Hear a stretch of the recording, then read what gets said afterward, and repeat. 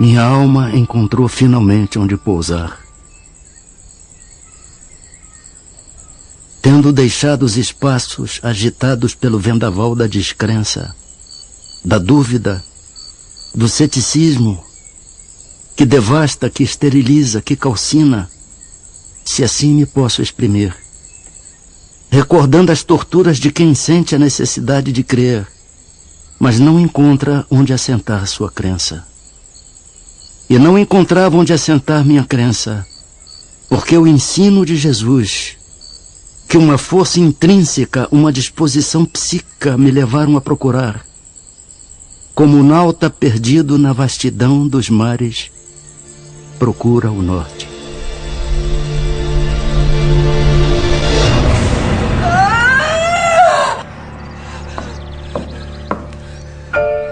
Vamos, dona Fabiana, só mais um pouco e a criança sairá. Força, minha filha, força!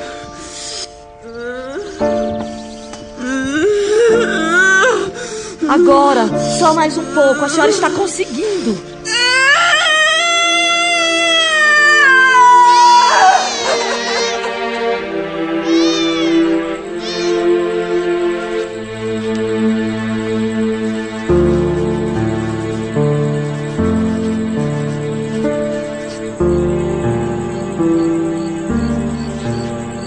Nasci numa região quase inóspita no meio do sertão cearense. Um lugar onde a barbárie dos antigos conquistadores tornou-lo conhecido por Riacho do Sangue. Era um autêntico Bezerra de Menezes, família de grande influência na região, de honrarias, de disputas políticas e de ideias libertárias. Era filho de Antônio Bezerra de Menezes, capitão das antigas milícias e tenente-coronel da Guarda Nacional.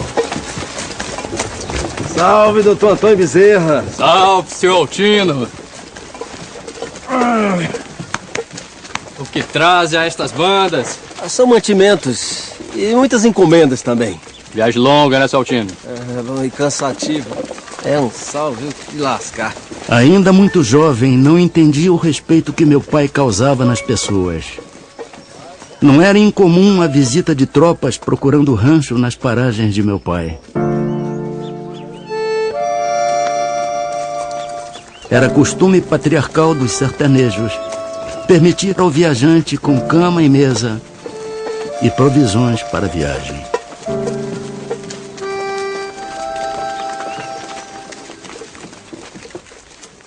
Trouxe o que lhe pediu, Altino? Mas é claro, né, senhor Antônio? Ó, o menino Adolfo vai gostar disso. Muito bom. Adolfo, meu filho, corra!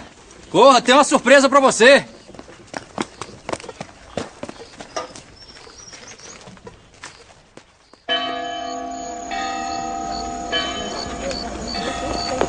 Nos sertões das províncias do norte, as festas tomavam a noite, principalmente quando as comemorações eram em dias santificados.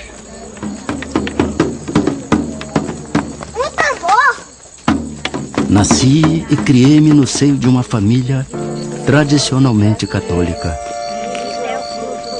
Aprendi aquela doutrina e acostumei-me às suas práticas, mas empiricamente, sem procurar a razão da minha crença. 2 pontos, entretanto, me pareciam luminosos no meio daquela névoa. Eram a existência da alma, responsável por suas obras, e a Deus. Criador da alma e de tudo o que existe.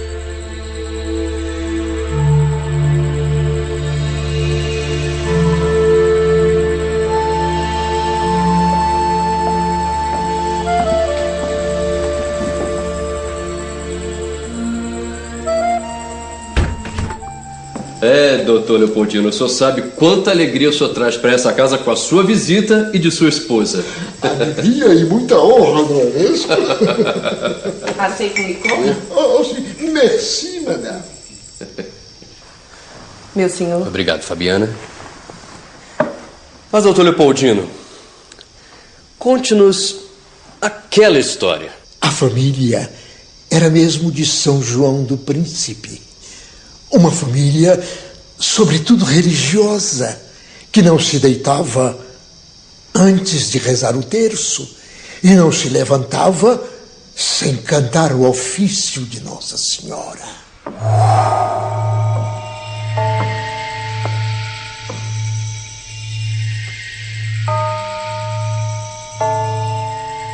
Onde está Hermínia? Espere, meu pai. Vou chamá-la.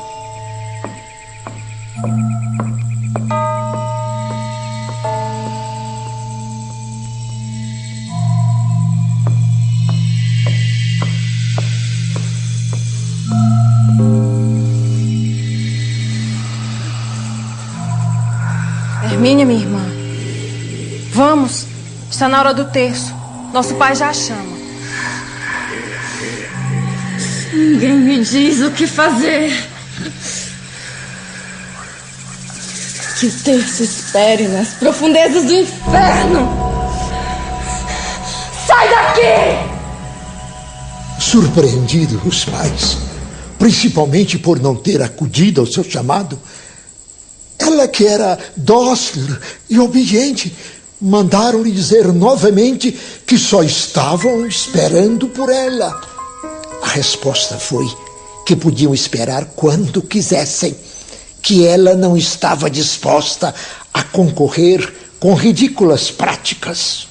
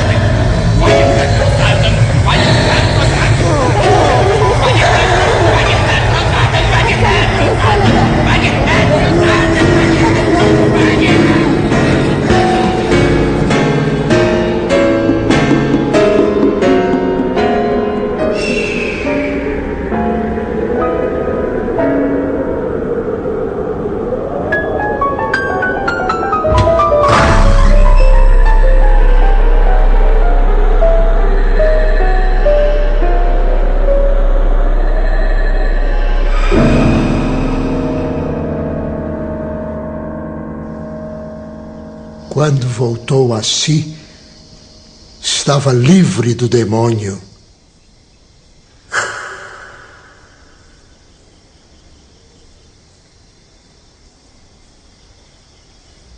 Aquele relato do velho contador de histórias seria o meu primeiro contato com o universo além da matéria.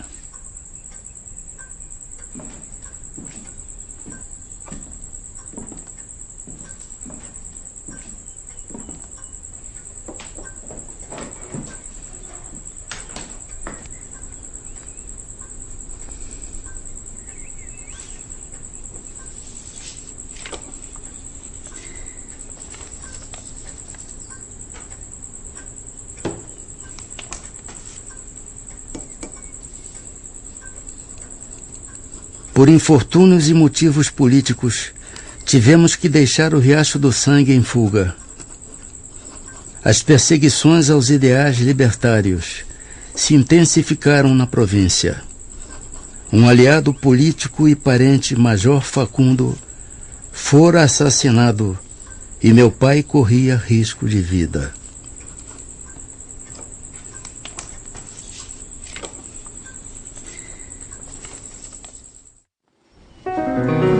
Vocês sabem o significado dessa frase? Não. Medici, sarat, natura, curat. O médico trata, a natureza cura. Vamos repetir. Medici, sarat, natura, curat. Agora a frase toda. Medici, sarat, natura, curat. Ficamos 7 anos em Martins. O suficiente para aprender latim na escola da latinidade e substituir alguns mestres em suas lições diárias.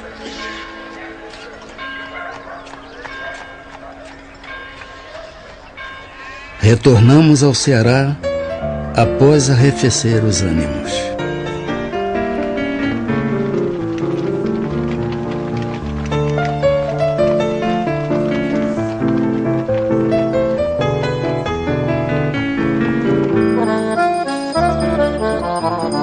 Quando estava finalizando meus estudos no liceu, meu pai ofereceu uma ceia aos amigos, o que era bastante comum. Mas aquela tinha um sabor diferente. Senhores, meu filho em breve irá deixar-nos para concluir os seus estudos superiores no Rio de Janeiro.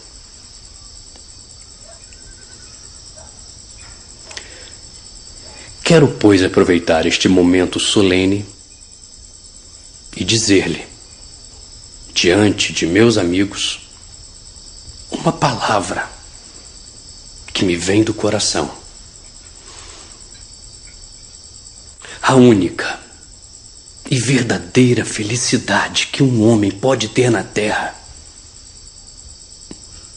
é a que oferece o estudo, o lar, a família, os filhos. E se esta felicidade é a avis rara dos poetas, meu filho irá encontrá-la em seu caminho. E peço-lhe, em meu nome e de sua mãe, que a acolha e não deixe escapar.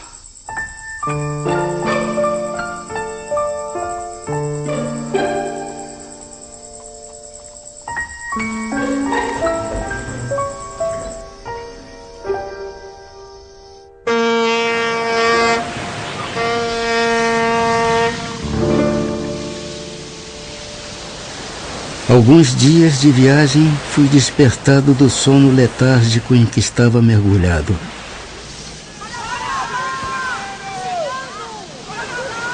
Nenhum perigo havia.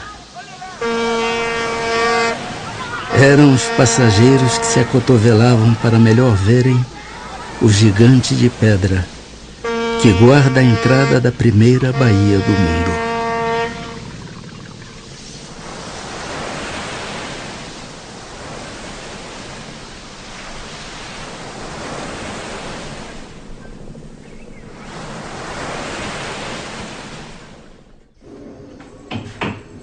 Era um jovem estudante de medicina e de pronto já me abatia o desafio de custear-me. Se não bastasse a falta de trato dos colegas, me era preocupante a dívida da pequena pensão e a manutenção de meus estudos.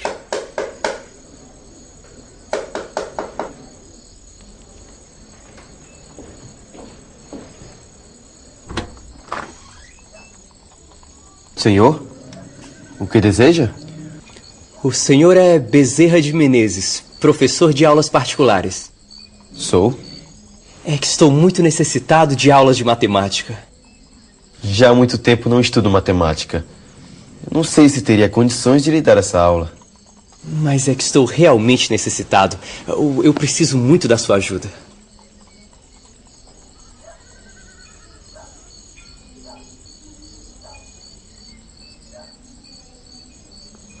Está bem. Mas eu preciso de um tempo. Uma semana, talvez. Para que possa estudar. Preparar-me para dar essa aula. Acordado, acordado. Aqui está o seu pagamento. Por favor, não. Pague-me só depois. Esse dinheiro o meu pai me deu como mesada. Se o senhor não aceitar agora, eu vou acabar por gastá-lo com futilidades. E quando chegar a hora certa, eu não vou ter como lhe pagar.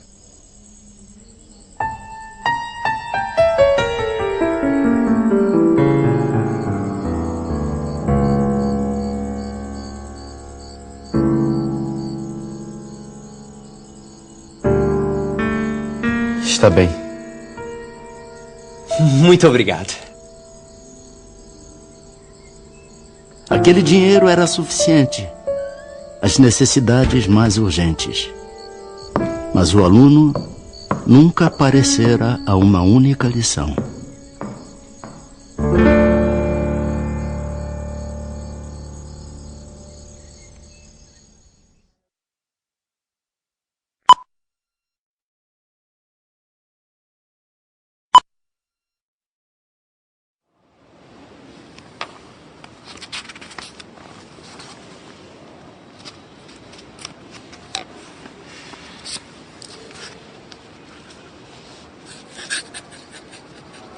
Os desafios de sobreviver em terras distantes já anunciavam o exercício da tolerância frente aos preconceitos de meus colegas na Academia Imperial de Medicina.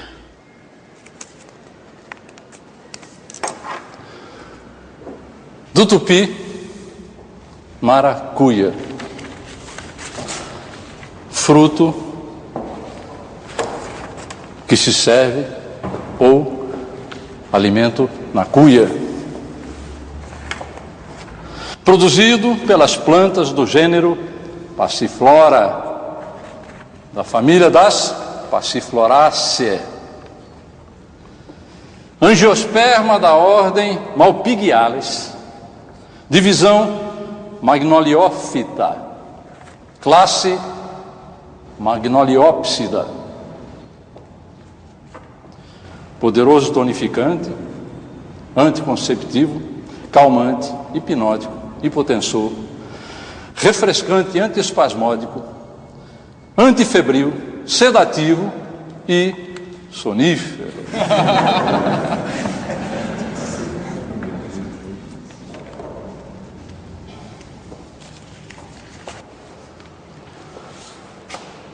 Meu jovem Adolfo, o senhor tem certeza de que a autoria desse documento lhe pertence? Certamente, professor. Então, diante de tão magnífico trabalho, o senhor não refutaria um exame oral? Dê certo que não, professor.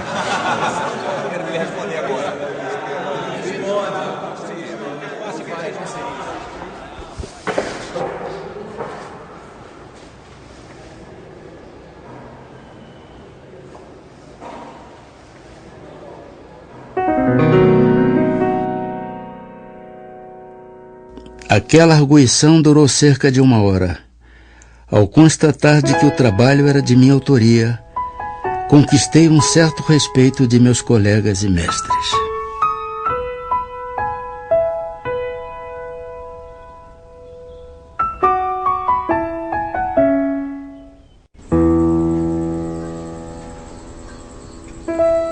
Tive a conclusão de meus estudos com uma tese sobre cancro, onde a defendi na presença do imperador.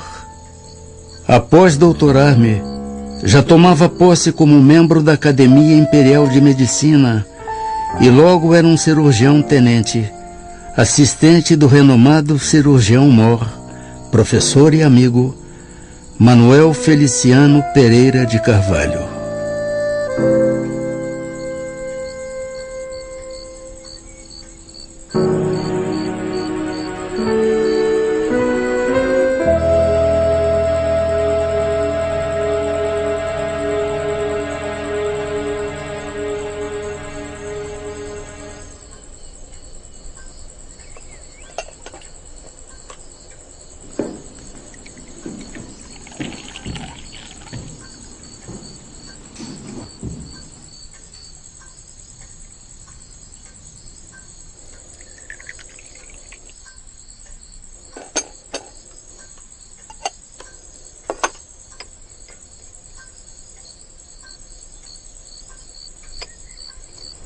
Maria Cândida.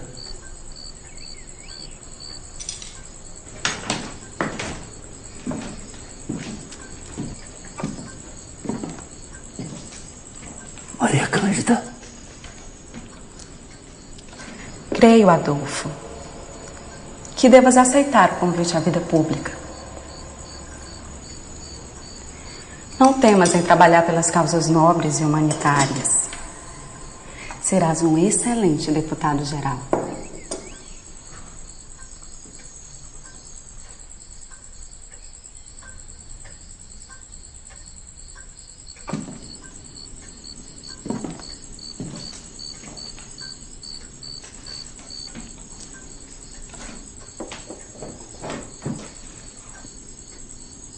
Maria Cândida me motivava entre duas paixões, a medicina e a política.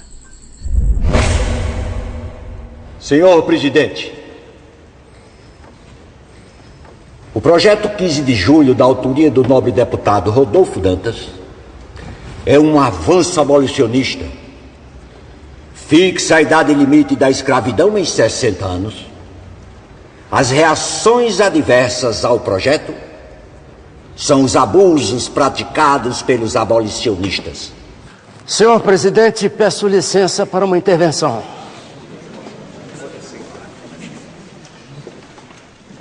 Vossa Excelência sabe perfeitamente que o movimento que levava de forma acelerada a efetivar-se a abolição neste país foi bruscamente interrompido pelo projeto do dia 15 de julho. Não em Campos.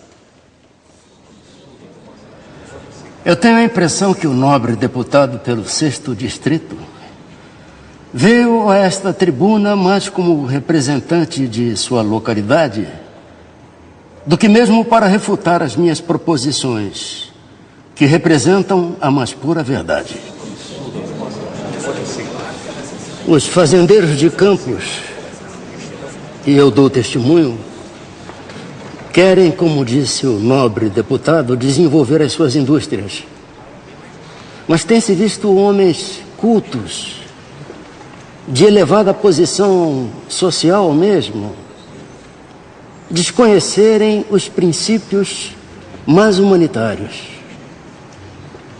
E os abolicionistas querem e devem conter os desmandos destes homens, mas o fazem dentro dos princípios e dos limites determinados pelas leis deste país. Esses homens, senhor presidente, são capazes de cometer as maiores barbaridades contra escravos que são seus semelhantes. E o nobre deputado aqui disse e aqui qualificou que esses atos não passam de abusos de abolicionistas. Mas um abuso não justifica outro. Punam-se ambos.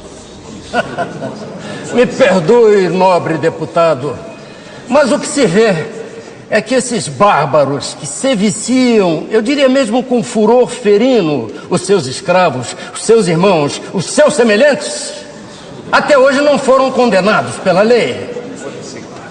Vossa Excelência, pode apontar-me um fato de um abolicionista processado por violência contra a propriedade servil ser condenado? Não vai encontrar nenhum.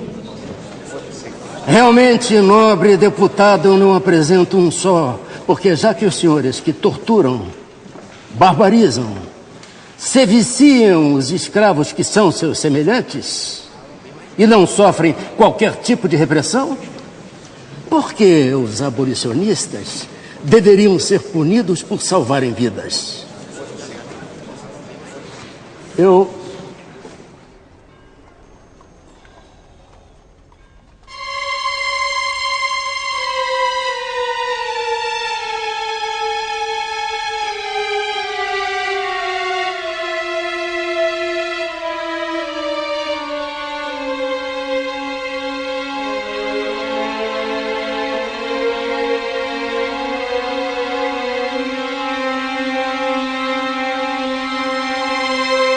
A política, como eu compreendo, não é uma especulação dos homens, é uma religião.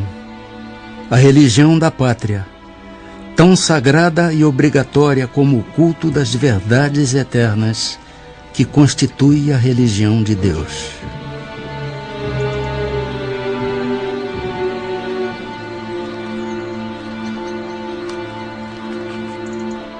Vossa Excelência? Vossa Excelência?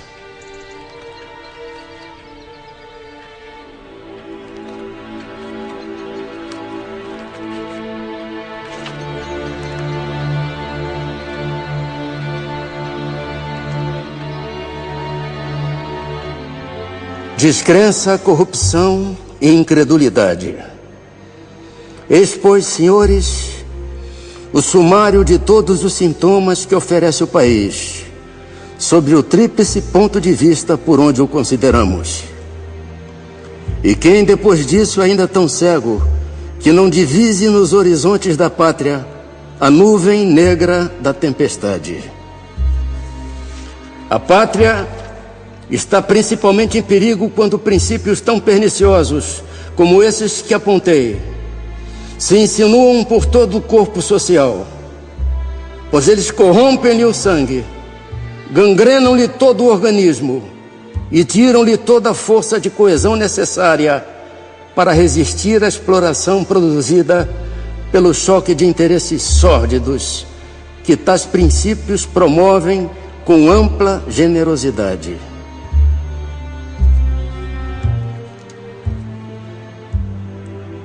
Senhores, a sociedade brasileira está gravemente enferma. As extremidades estão frias e o coração não tarda.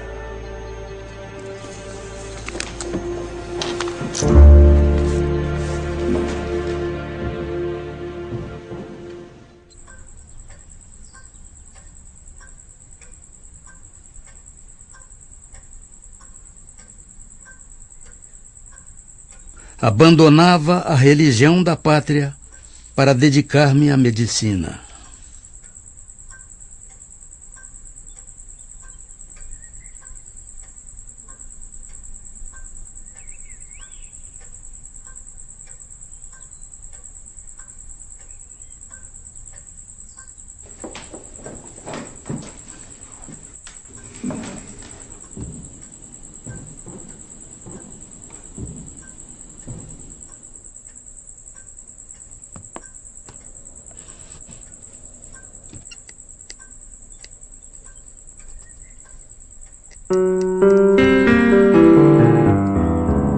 O amor, meu amigo, o amor é uma chispa da luz eterna que penetra nossa alma e nela grava o cunho das coisas imperecíveis.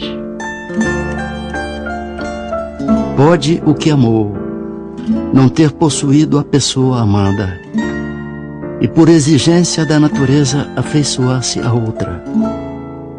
Amor, porém, nunca mais sentirá. Se de fato amou da primeira vez, se não tomou por amor um sentimento transitório.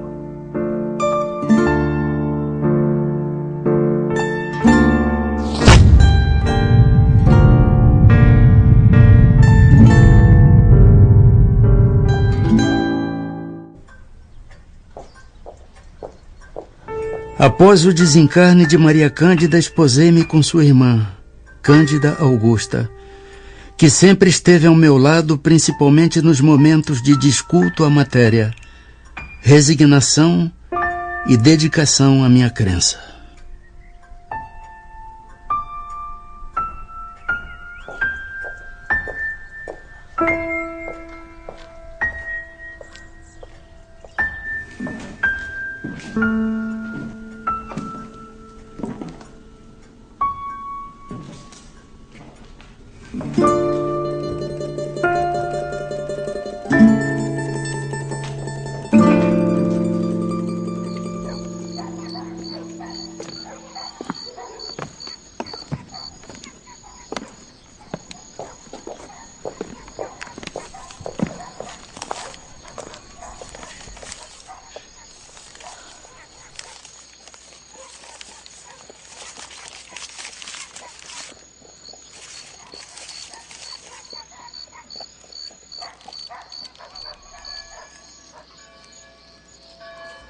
Era um presente de um colega. Ainda não sabia o motivo ao certo. Deu-mo na cidade. E eu morava na Tijuca, a 1 hora de viagem de bonde.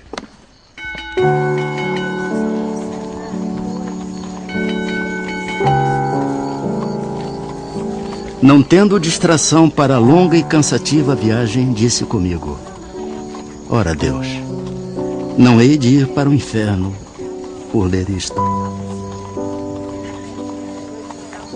Abri o livro e prendi-me a ele como acontecera com a Bíblia.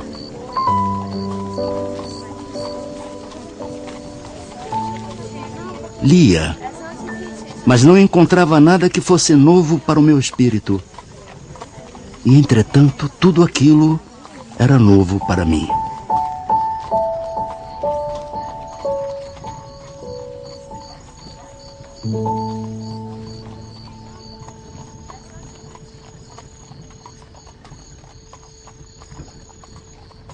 Se não bastasse a afinidade com o Livro dos Espíritos, a experiência com o médium João Gonçalves foi a certeza de meu desígnio. A crise de dispepsia que me abatia há 5 anos de tratamentos alopáticos fez com que aceitasse, ainda que desconfiado, a orientação do meu amigo Mário Lacerda. Fora Mário o encarregado à primeira consulta mediúnica.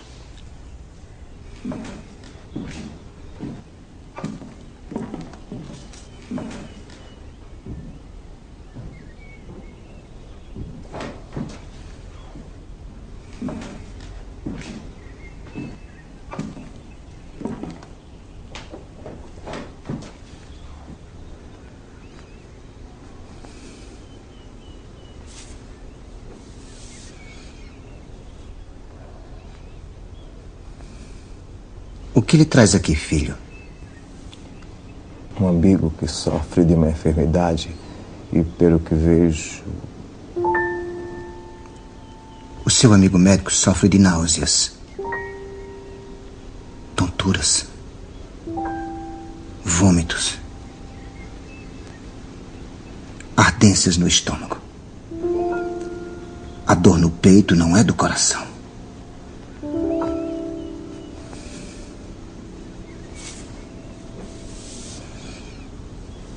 Entregue-lhe este remédio.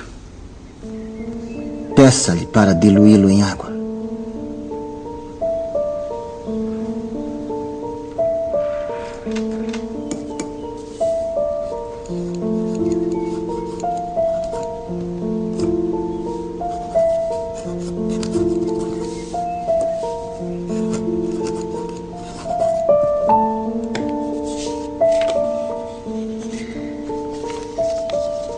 Diga-lhe para seguir as orientações do humilde amigo.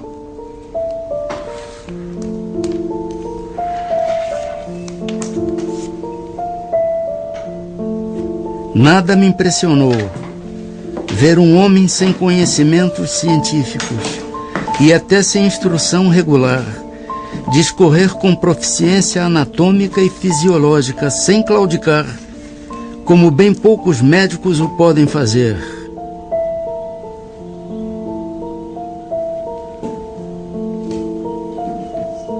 Em pouco tempo de tratamento, a doença desaparecia.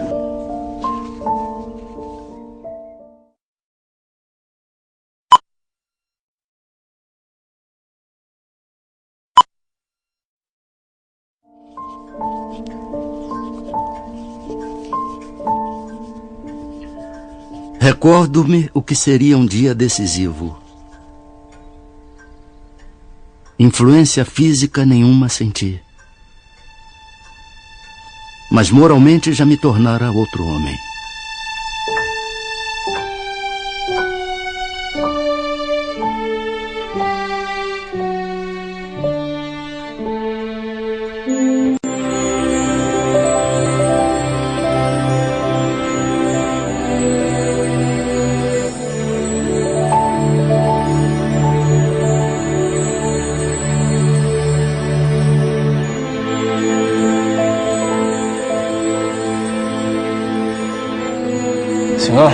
salão da guarda velha já está pronto.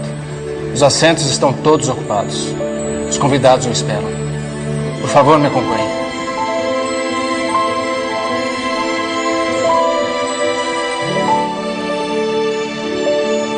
Com licença, senhor. Quero assinar o livro de presenças.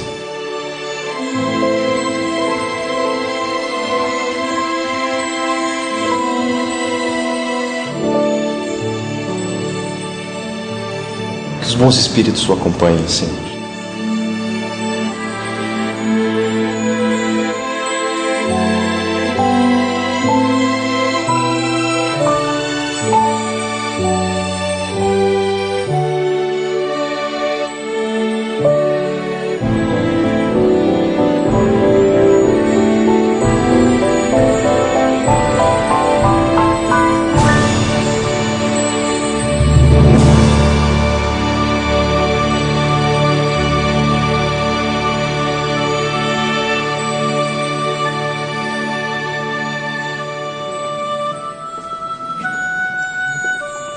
Naquele dia me abracei com um cascalho para não rolar no abismo da descrença.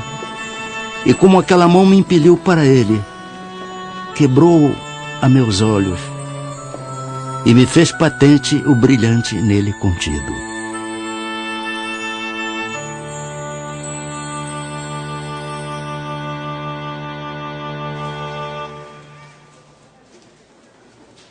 Minha alma encontrou finalmente onde pousar. Posso dizer o meu credo espírita com o apoio de minha consciência e não por imposição de uma autoridade que me queira impor a fé. A moral cristã, iluminada pelos inefáveis princípios do Espiritismo, não pode deixar de modificar para melhor aquele que a procura não por dever, mas por saber que nela encontrará a paz do espírito. Não sou, por minha fraqueza, capaz de analisar o que esta santa doutrina pode fazer pelo coração humano. Também não quero fazer qualquer julgamento para não incorrer no orgulho ou em falsa modéstia. Mas posso afirmar aos senhores que já compreendo os meus deveres para com Deus e os meus semelhantes de modo acentuadamente mais diverso do que antes de ser espírito. Por favor, senhor. Pois rogo um pouco mais de vossa atenção. Sei bem que já vos tomei vosso precioso tempo, além do necessário. Mas ao longo da minha vida ouço dizer que fora da igreja não há salvação. Fora da verdade não há salvação. Mas eu pergunto aos senhores e senhoras, o que é a verdade? Pôncio Pilatos indagou a Jesus: diga, rei dos judeus, o que é a verdade? E o mestre, humilde e silenciosamente, abaixou a cabeça. E o Espiritismo? O Espiritismo não pede, não afirma que fora do Espiritismo não há salvação. Ele diz humildemente que fora da caridade não há salvação. Obrigado. Bravo, bravíssimo! Muito bom!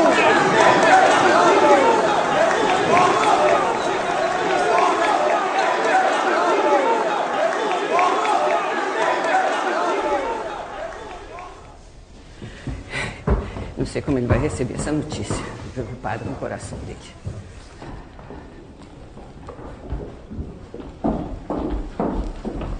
Ah, Soares. Soares, meu irmão, não lhe trago boas notícias. Por que tamanha aflição? É sobre o nosso irmão Adolfo. Leia você mesmo. Creio que está desequilibrado.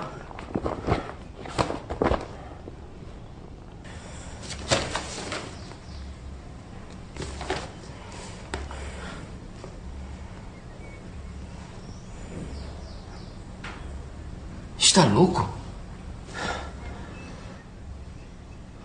Por que cometer tal pecado em público?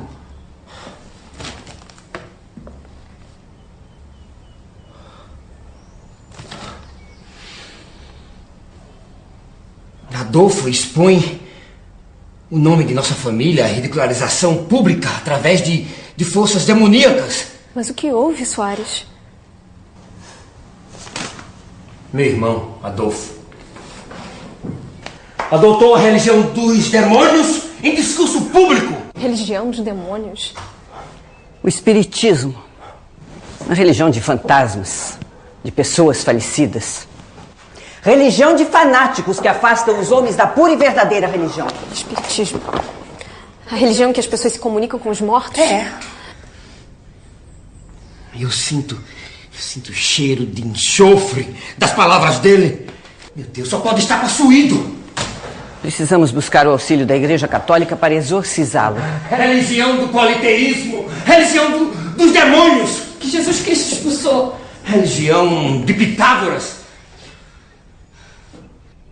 Buscam a pluralidade da existência como boa nova para atrair noviços.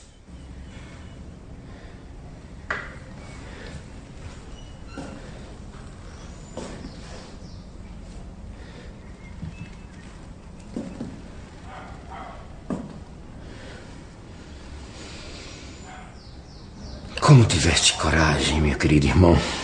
Como?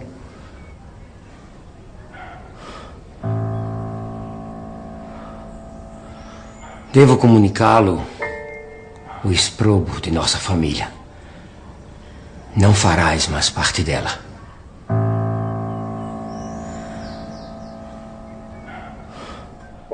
Devo dizer-lhe, estimado irmão, que colocaste o nome de nossa família à execração pública. Estás sob influência de Satanás. Não creis mais em Deus Pai Todo-Poderoso, Criador do céu e da terra, na Santíssima Trindade, na comunhão dos santos, na ressurreição da carne, na vida eterna, no Santo Papa, na Igreja Católica Apostólica Romana. Busque o auxílio de padres exorcistas para livrar-lhe deste mal, antes que seja punido por tamanha iniquidade. Concluo afirmando-lhe que não mais faz parte desta família. Seu irmão, Manuel Soares Bezerra.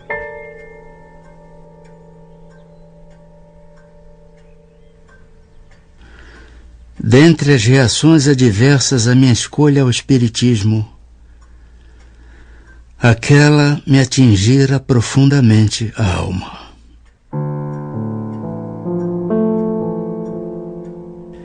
Em resposta aos impropérios, escrevi-lhe uma extensa carta que me vinha do coração.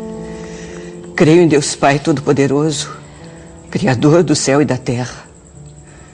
Creio em Jesus Cristo, seu dileto Filho, nosso Senhor e Redentor. Creio que a Igreja foi instituída por Ele para ensinar sua santa doutrina e que é assistida pelo Espírito Santo nesse santíssimo mistério. Creio na comunhão dos santos, na ressurreição da carne, na vida eterna. Não creio na lenda dos anjos decaídos, porque crer nisso valeria por negar a onipotência e a onisciência do Senhor. Não creio que o mal possa vencer o bem, eternizando-se como este no reino de Satanás. Não creio que o espírito criado pelo Senhor possa fazer-lhe frente, resistir-lhe e destruir-lhe os planos, e nem que o Senhor permita isso, servindo-se do rebelde para castigar o rebelde. Porque nesse caso, Deus não criou o homem para o bem e para a felicidade. Não creio nas penas eternas, porque Deus é Pai. Não creio na infalibilidade do Papa, porque assim teríamos um Deus no céu e outro na terra. E a comunhão dos santos significa para mim a comunhão dos espíritos. Eis o meu credo e digo-lhe que tenho fé viva e esperançosa. Esperança firme de subir com ele à sociedade de Deus na eternidade. Pouco nos resta de vida, a mim e a você.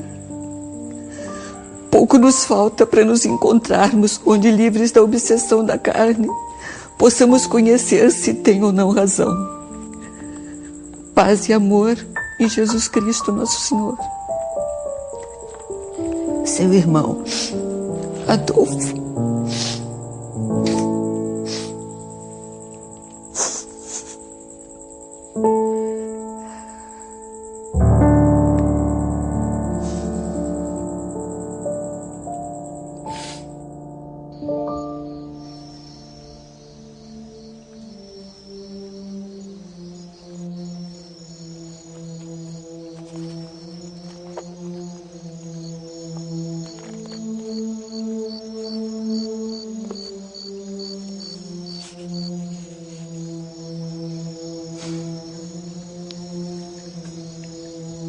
Amai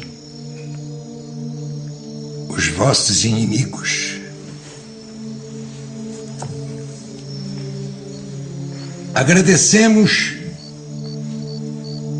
a todos os bons espíritos de luzes que quiseram se comunicar conosco e lhes pedimos nos ajudar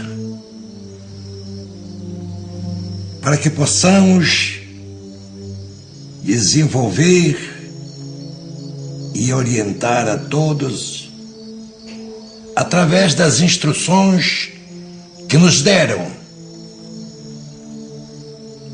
e que possamos, ao final desta reunião,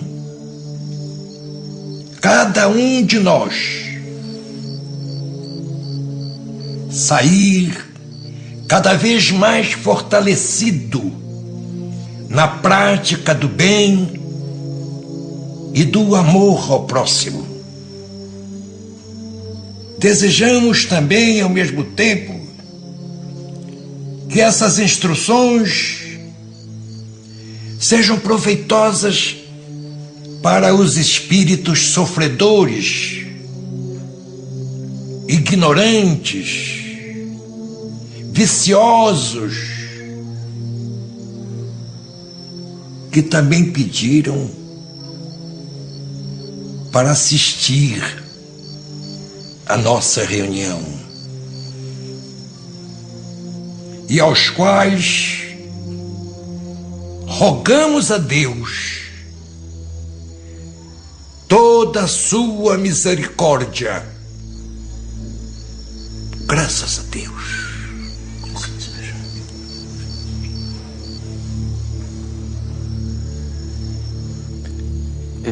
Peço licença para uma breve intervenção, se possível.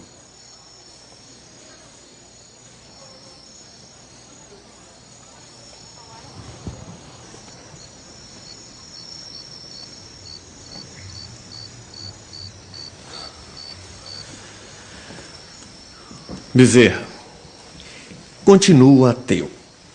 E não somente por meus colegas, mas também por mim, venho convidá-lo a um debate público, a fim de provarmos a inexpugnabilidade do materialismo contra as pretensões do espiritismo. E devo prevenir vocês que o materialismo já levantou extensa lista de nomes de médiuns fraudulentos, de ilusionistas que operam em nome de poderes imaginários, daqueles que largaram o suposto das forças psíquicas e fizeram declarações quanto às mentiras piedosas de que se viram envoltos. Dos chamados sensitivos, que reconheceram seus enganos e desertaram das fileiras espíritas. E, juntamente com esta relação, apresentaremos outro rol de nomes que o materialismo também levantou. Nomes dos experimentadores que provaram a inexistência da comunicação com os mortos, de sábios que não puderam verificar as factícias ocorrências da mediunidade, de observadores desencantados de qualquer testemunho de sobrevivência, de estudiosos ludibriados por vasta súcia de espertalhões. Esperamos que você e os espíritos aceitem o repto.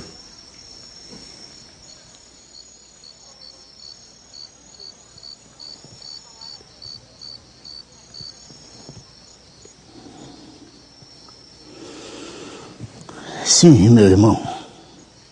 Se é que posso chamá-lo, meu irmão. Aceitamos o desafio, desde que o irmão traga para o debate um infortunado que o materialismo tenha soerguido moralmente no mundo, um malfeitor a quem a dignidade humana tenha sido devolvida, um infeliz a quem o materialismo tenha restituído o riso, a alegria de viver,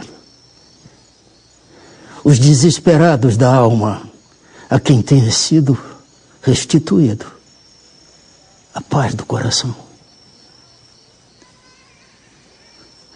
aqueles irmãos nossos que a morte levou seus entes mais queridos e enregelados na dor. Será que o materialismo acenou para eles com alguma esperança? As mulheres afortunadas ou desafortunadas, perdidas na vida, o materialismo devolveu a elas o equilíbrio, a serenidade e a paz?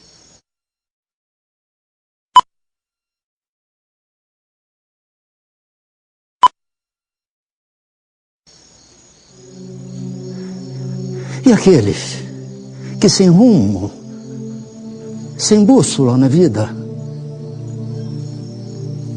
que foram arrancados das portas do inferno pelo materialismo? Acontece isso, irmão. E aqueles nossos mais queridos irmãos, cuja morte arrebatou seus seres mais queridos, e que, enregelados na dor, será que o materialismo acenou para eles com a esperança? E as viúvas, órfãos, será que o materialismo apontou para eles a esperança também? Para que não desfalecessem de dor, de desespero ante as cinzas do túmulo? Aquele que não perdoa foi ensinado pelo materialismo a perdoar? E os nossos semelhantes, que vieram do berço cegos, mudos, paralíticos, deformados, será que o materialismo ensinou a eles a serenidade, a resignação, para que enfrentassem com paciência, com compreensão, com justiça, o quinhão de lágrimas que a eles a vida reservou? Ah, amigo, se você conhecesse a lei de causa e efeito, a lei de reencarnação, e eu lhe pergunto ainda, o suicida, aquele que tem essa ideia fixa na mente, o materialismo teria tirado de sua cabeça este ato que é considerado o crime mais afrontoso ao Criador?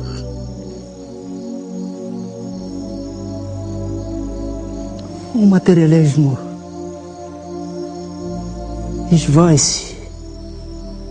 O materialismo não preenche a existência. O que fica é um vazio existencial. O que fica é um vazio espiritual.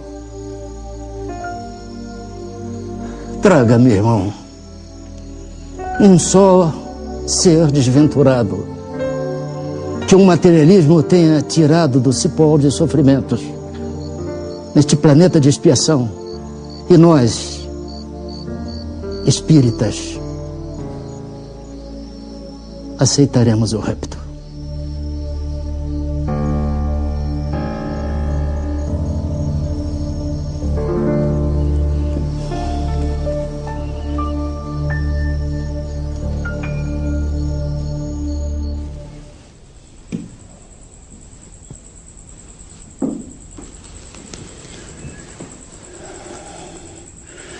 Há quanto tempo o Francisco está com febre? 6 horas. Começou sem nenhum motivo aparente. Muito bem. Eu vou preparar um banho. A febre vai ceder. Não. Fique com o Francisco. Eu atendo.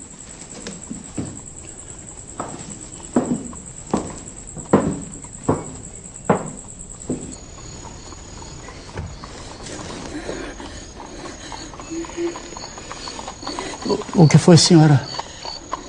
O que aconteceu? Senhor, o senhor precisa me ajudar. A minha filha está muito doente em casa. Quando eu cheguei, ela já não tinha mais nenhuma força. O senhor precisa socorrê-la. Eu sei, senhora. Acontece que meu filho também não... Eu imploro, senhor. Eu tenho medo de perdê-la ainda essa noite. Está bem. A senhora fique calma. Aguarde um segundo. Eu vou pegar meus instrumentos. Calma.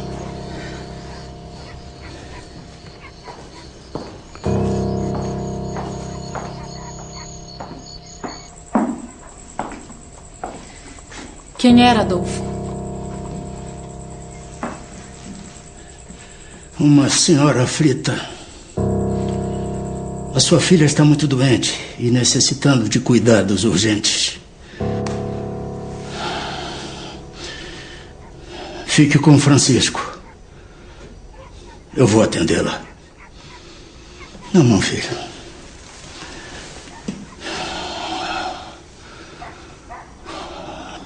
Senhor, em vossas mãos, deixo meu filho. Que assim seja.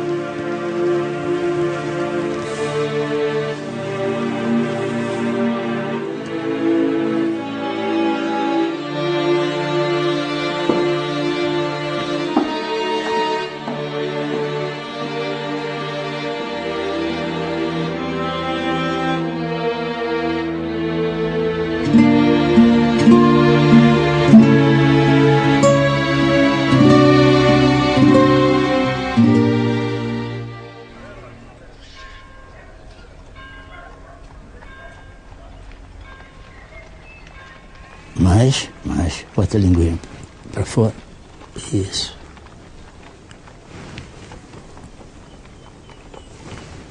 Está bom.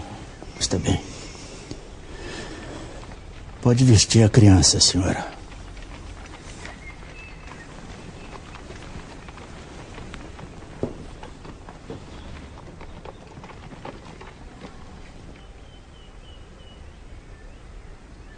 Esses são os medicamentos que a senhora deve comprar.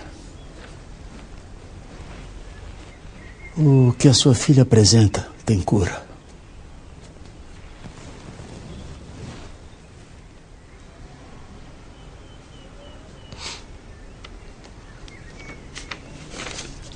Me perdoa, doutor.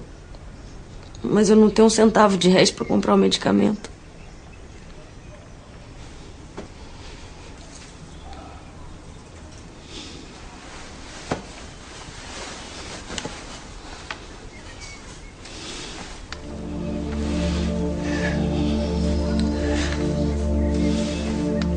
Tome, senhora. Isto lhe será mais útil. Eu não posso aceitar. Não posso. O seu anel de formatura. Ele não terá a menor utilidade para mim, senhora.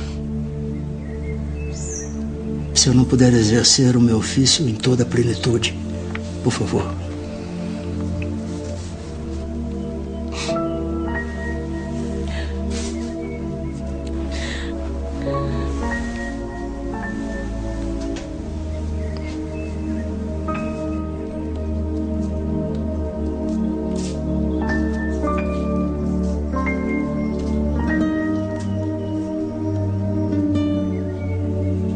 O médico verdadeiro não tem o direito de acabar a refeição, de escolher a hora, de inquirir se é longe ou perto.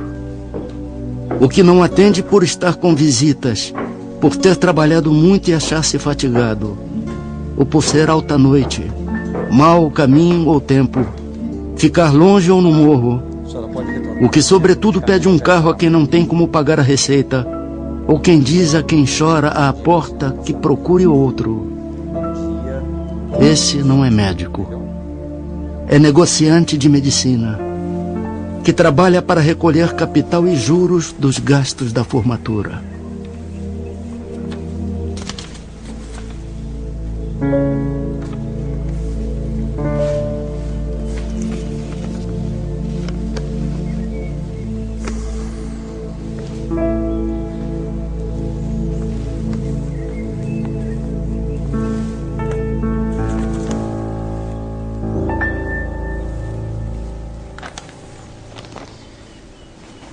Nós já temos inúmeras dívidas do Dr. Bezerra de Menezes. A senhora tem como pagar o medicamento?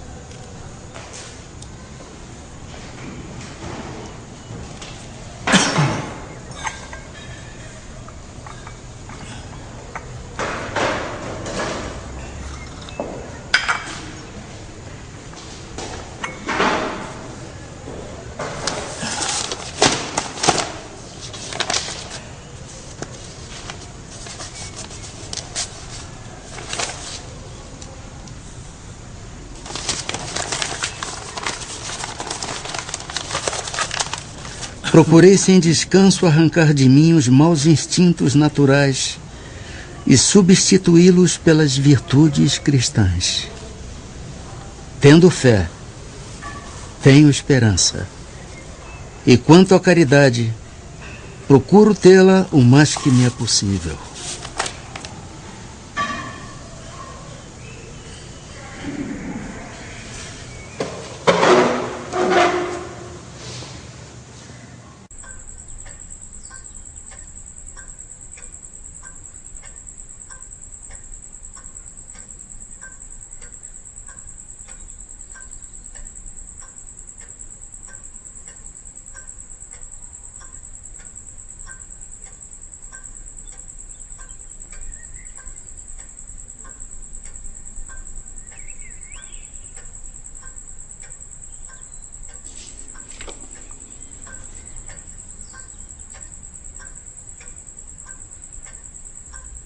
O homem vai na vida semeando boas e más ações, porque não há um que não pratique de umas e de outras.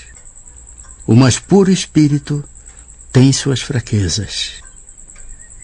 Nenhuma ação da criatura humana é esquecida ou desprezada.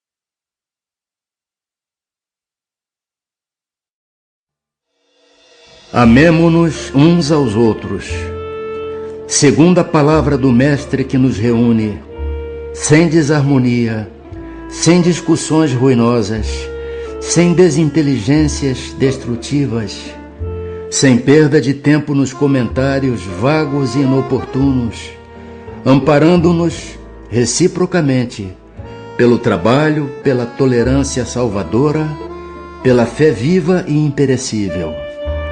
Recordemos as palavras do Código Divino para vivê-las na acústica de nossa alma, seguindo o Senhor em sua exemplificação de sacrifício, de solidariedade e de amor. Eu sou o caminho, a verdade e a vida. Ninguém irá até o Pai, senão por mim.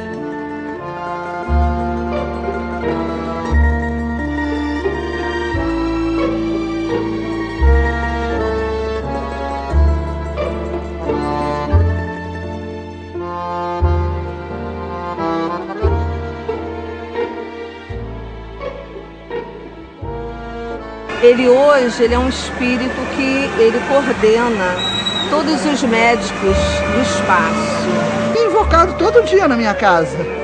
Nós todo dia pedimos que ele dê uma assistência espiritual, que ele fique próximo, estenda as suas mãos, a fim de que a gente consiga, seja merecedor de receber a graça.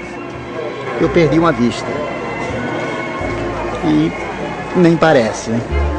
Então, nessa operação eu pedi não só o Bezerra de Menezes, como a outros médicos do espaço, que orientassem os médicos que estavam me operando.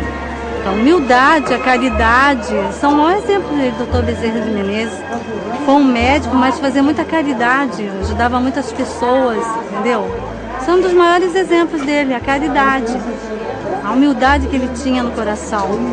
Quando eu me lembro que o Dr. Bezerra nasceu em 1831, e conseguiu o que ele conseguiu, porque a gente vai fazer um pouco mais de esforço para também conseguir ser uma pessoa melhor. Para mim, Bezerra de Menezes, se fosse ele católico, ele era santo já. Como era espírita, ele é um trabalhador do Cristo em benefício das pessoas carentes, em benefício de todos nós. Bezerra de Menezes é uma luz. Depois de Jesus, só Bezerra de Menezes, porque respeitando a Deus, porque o que ele fez, nenhum outro homem fez aqui. Pelo menos no Ceará, no Brasil. Porque do século passado, nascer aqui, se formar, ser o médico dos pobres, renunciar a tudo e aceitar a doutrina espírita, que divulgou a união, o amor, pelo seu semelhante, concluindo as palavras de Jesus. Amai-vos os outros, como eu vos amei. Ele amou tanto que não ficou com nada da terra, mas com tudo do céu.